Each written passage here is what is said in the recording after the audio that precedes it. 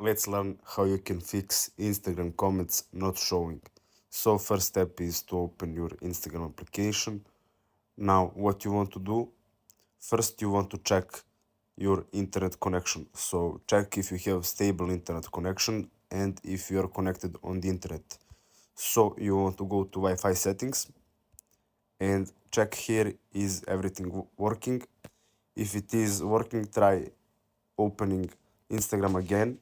Now second thing you can do is just like opening this bar and just deleting Instagram, so it will prevent Instagram working in background, and open Instagram again. Now try and see if it will load the comments. Now if it still doesn't work, you can go to settings and you want to go to general, click on iPhone storage, and here you want to find Instagram application. Now click here and click on upload the app. Now you want to click once more upload the app and reinstall Instagram.